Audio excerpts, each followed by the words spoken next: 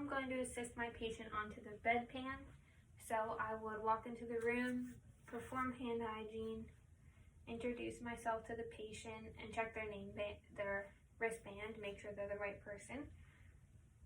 Then I would gather my supplies and ask the patient if they needed to use the bedpan. Unless they rang, then they definitely needed to use the bedpan.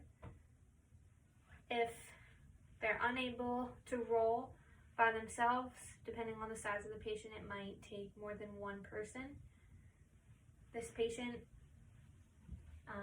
is able to be moved with just me, so I'll make sure that the bed rails are up on the side of the bed that I am not on.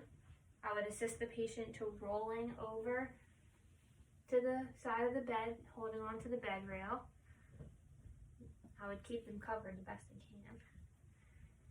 And then I would take the bedpan and put it under their bottom as best that I can and have them roll back onto it. I would make sure that it feels like it's in the right position, ask them if it feels okay. I would cover them up and give them their call bell and their privacy until they were done. Once they were done, I would ask if they are able to wipe themselves. Then I would give them the tissue to use. If they're not able to lift their hips at all, then I would do this when we were rolling back. So again, I would uncover the patient where I need to be uncovered and ask them to roll away from me, holding on to the bed rail again. And I would hold the bedpan, and I also have gloves on for this whole time. Forgot about that part.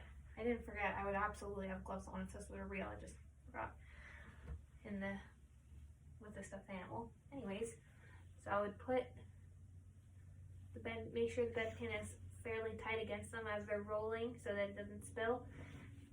And then slowly move it back and pull it out from under them, making sure not to spill anything. At this time, I would put it in the video, in the lip and cot video, they put it on the end of the bed, but I'm not sure that's a good idea in case the patient were to kick it off by accident. So I'm going to put it on the side table until I'm done with the patient. So this time, I would use wipes or toilet paper to clean the patient's bottom and perineum. And then when they're clean, have them roll back onto their back and cover them up. Then I would keep my gloves on and lower the bed to its lowest position again and give them their call bell. And then I would take care of the bedpan, bring it to the bathroom, holding it away from me, dumping it out and cleaning it and restoring it for next time.